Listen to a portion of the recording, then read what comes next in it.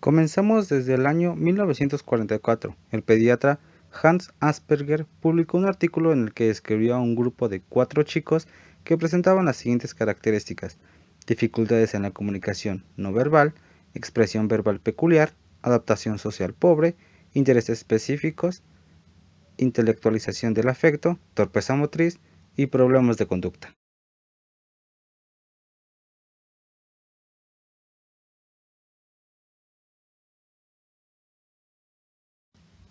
Situó la aparición de los síntomas de los 2 a 3 años de edad y observó mayor proporción de varones que de mujeres. A este conjunto de síntomas le puso el nombre de psicopatía autista en la infancia o trastorno de la personalidad. Estas son algunas de las características generales de las personas con TEA. En el ámbito de la comunicación y el lenguaje, las características que sobresalen es que entienden de su literalidad. Quiere decir que todo lo que escucha lo va a tomar muy en serio y de verdad. La utilización del lenguaje no verbal, el uso de movimientos o caras en lugar de palabras para decir algo. Presentan ecolalias, repetición de algunas palabras o sílabas al hablar. Se les dificulta la continuidad de una conversación. En la relación social, se presenta mayor dificultad en la comprensión y aprendizaje de normas, en cuando existen reglas como dentro de un salón de clases o en un juego con sus compañeros. Por esto, una gran mayoría son víctimas de exclusión y acoso escolar, hecho que repercute notablemente en su autoestima y rendimiento. Las dificultades para comunicar sus intereses y su inflexibilidad en la planificación de tareas, esto quiere decir que cuando se trata de escuchar y hablar no pueden. Cuando aprenden una norma, son excesivamente estrictos con su cumplimiento, siendo muy intensos al cumplirlas. Dificultad para entender, expresar y compartir el mundo social, como informaciones, pensamientos o experiencias de su vida. Otras características, por ejemplo, en el comportamiento, es que la presencia de rabietas o conductas problemáticas sin que exista un antecedente necesariamente obvio. También la dificultad para imaginar, planificar acciones para lograr un objetivo o predecir lo que va a pasar, lo que limita su capacidad para solucionar problemas o enfrentarse a imprevistos. Apego excesivo a los objetos o temas de conversación. En la percepción se puede notar que puede presentar una extrema sensibilidad a los olores, sabores y o presiones. Excesiva sensibilidad a determinados sonidos. Por ejemplo, el solamente escribir, el gritar demasiado. Puede presentar dificultades para reconocer las caras o interpretar los rasgos faciales y sus expresiones. En lo motriz se distingue que normalmente muestran un desarrollo motriz algo torpe. En ocasiones presentan estereotipias motoras. Puede ser frecuente la fatiga física del alumno. Existen algunas pautas, modelos, adaptaciones y niveles de intervención educativa para la incorporación de los alumnos con autismo en instituciones comunes, así como las estrategias que se necesitan para una educación diversificada. Es por ello que hay enfoques y principios de actuación en la intervención con alumnos con autismo matriculados en centros educativos. En el enfoque de visión positiva, debe guiar todo el proceso. Debemos valorar las habilidades del alumno y las posibilidades del entorno. En el enfoque ecológico, los aprendizajes se deben realizar en el contexto ecológico y natural.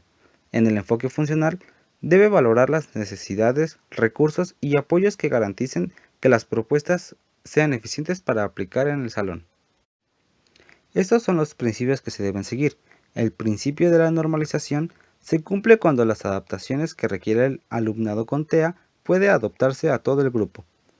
El principio ecológico, las adaptaciones se deben realizar en el contexto natural y con los recursos del centro o de la clase. Y el principio de significatividad, comienzo con las adaptaciones de acceso con el que debe promover una adaptación de los contenidos. Estos son los modelos de la escolarización educativa para alumnos con autismo. Primero, comenzamos con la escolarización en un grupo ordinario a tiempo completo. Esta modalidad supone su inclusión en una clase ordinaria, lo que implica un seguimiento de la programación común con las adaptaciones, refuerzos y apoyos que precise, permaneciendo en todo momento en su grupo de referencia. La inclusión educativa implica la participación de estos estudiantes en las actividades extraescolares, garantizando su igualdad de oportunidades. La escolarización en un grupo ordinario con apoyos en periodos variables. Esta modalidad en un alumno desarrolla una parte de la actividad escolar en su grupo de referencia y recibe algún tipo de atención personalizada fuera de esta. El tiempo y el tipo de apoyo será variable y dependerá del requerimiento que precise en el programa derivado de la adaptación de la programación. El ingreso a un centro educativo.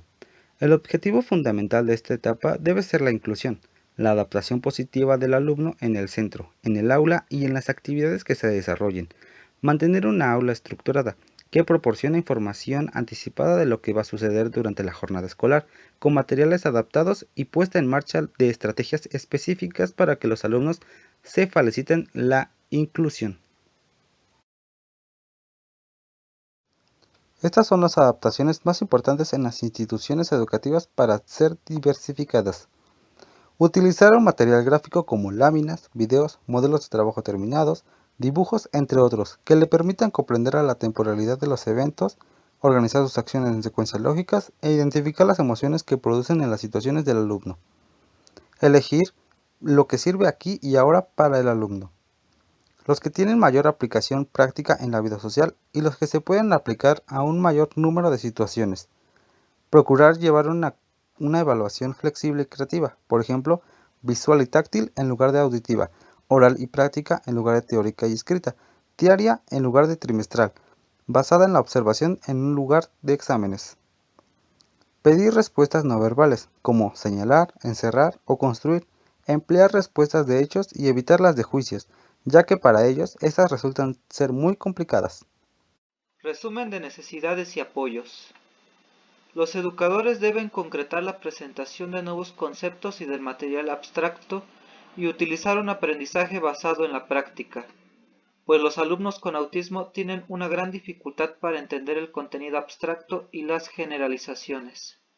Siempre hay que tener en cuenta el enfoque ecológico.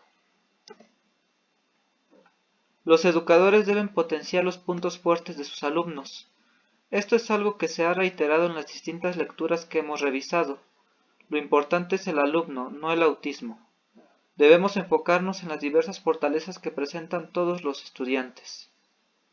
Los educadores deben utilizar organizadores gráficos, apoyo visual, resúmenes, esquemas, mapas y evitar largas explicaciones. La información que otorgue el docente debe ser clara y precisa, pues los alumnos con autismo pueden dirigir su atención a la forma y no al fondo de la explicación. Los educadores deben promover valores de convivencia con el grupo clase, a través de tutorías. Esto es clave porque los alumnos con autismo se caracterizan por sus dificultades para interactuar con las personas, lo cual los hace susceptibles de marginación y abuso escolar. Actividad para favorecer la inclusión. La sensibilización con iguales. La sensibilización se organiza en el grupo clase y en los centros educativos para que toda la comunidad escolar pueda comprender y ser sensible a la discapacidad social de los alumnos con autismo, desde una perspectiva de aceptación y de comprensión.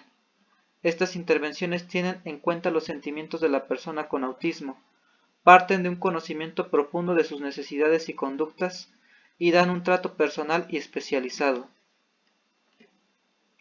La sensibilización es fundamental para alcanzar una verdadera inclusión, ya que en muchas situaciones se denotarán las graves dificultades de los alumnos con autismo en la comprensión de las expectativas y sentimientos de los otros. No es raro que puedan parecer o incluso adoptar actitudes en las que molesten reiteradamente a los compañeros, pero estas actitudes por parte de este alumnado no implican el deseo de herir, ni existe una relación asimétrica en la que la persona con autismo tenga o ejerza más poder. Primero debemos conocer y comprender antes de juzgar y estigmatizar.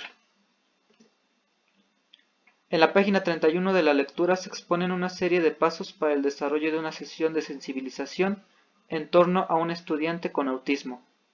Los pasos son bastante explícitos y me parece muy adecuado seguirlos si se quiere hacer una sesión de sensibilización, pero evidentemente con sus respectivas adaptaciones de acuerdo al contexto.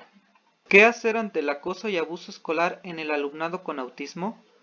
Actualmente, las situaciones de acoso y abuso escolar representan un enorme reto para los sistemas educativos en todos los países.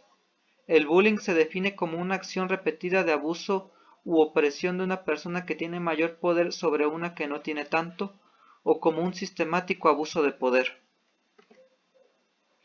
Este problema se complejiza más si las víctimas del acoso y abuso escolar son personas con autismo, pues al tener dificultades para desarrollar las habilidades sociales necesarias en las diversas situaciones escolares, necesitan un apoyo mayor por parte del docente. Las dificultades de los alumnos con autismo para atribuir estados mentales, pensamientos, creencias a los demás, para iniciar y mantener conversaciones, comprender los dobles sentidos, las bromas, ironías e intereses, y los comportamientos estereotipados hacen que sean percibidos por sus iguales como objeto de burla y suponen factores de vulnerabilidad ante el acoso y rechazo de sus compañeros y compañeras. Predisposición a situaciones de acoso en el alumnado con autismo. La persona con autismo puede aceptar las bromas pesadas, sin saber diferenciar si efectivamente se trata de bromas o no. Esto se debe a que no comprenden lo que sucede o entienden esa aceptación como vía para sentirse integrados. Su honestidad y dificultad para entender engaños o mentiras les hace especialmente susceptibles a los mismos. No entienden por qué son rechazados, pero saben que lo son y requieren de nuestra ayuda para manejar las emociones y destrezas que les ayuden a ser aceptados. Puede llevar mucho tiempo que un estudiante con autismo aprenda a comunicar los problemas de relación que tiene en el colegio. En ocasiones ni tan siquiera los identifica, por lo que la ausencia de quejas les mantiene durante periodos prolongados sin protección, y esta situación va aumentando en su gravedad y consecuencias con el paso del tiempo, por lo que se debe priorizar la vigilancia desde el entorno escolar. ¿Qué hacer desde el centro educativo?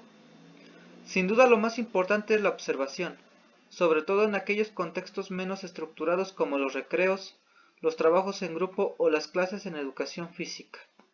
1. Situaciones de trabajo en grupo. El docente puede preestablecer los grupos e incluir a la persona con autismo en un grupo en el que se vaya a sentir cómodo. 2. Estructuración de los recreos. Favorecer la participación de los alumnos en juegos de grupo con normas sencillas y en los que todos tengan un protagonismo homogéneo. Explicar previamente por escrito y de forma muy clara las normas. 3. Sensibilización al grupo clase. Utilizando diversas herramientas adaptadas a la etapa educativa, la sesión ha de ser llevada a cabo por un profesional especializado. La sensibilización y convivencia cotidiana se ha de realizar de un modo continuo a través de las materias o áreas transversales. En ocasiones los compañeros y el profesorado perciben al estudiante con autismo como un acosador.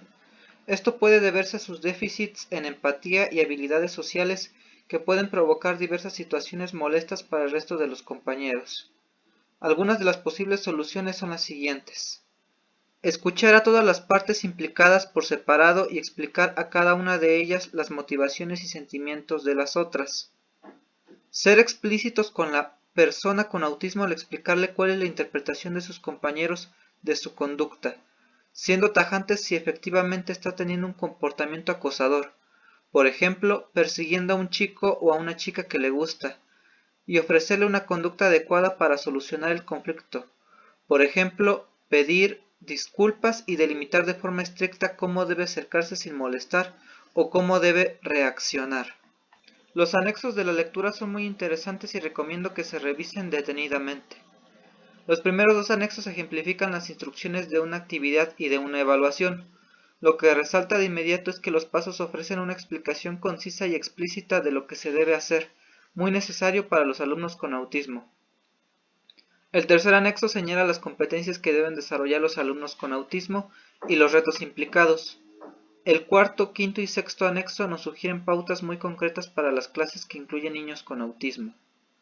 El último anexo explica cómo se realizan las historias sociales, las cuales tienen la finalidad de desarrollar la comprensión social en los alumnos con autismo. También se expone una actividad para fomentar la amistad, el círculo de amigos. Y bueno, aquí están una serie de referencias para ahondar más en este tema. Aquí responde la pregunta: ¿qué es el trastorno del espectro autista? Definición, síntomas, diagnóstico, etcétera. Son 2 páginas web y un artículo.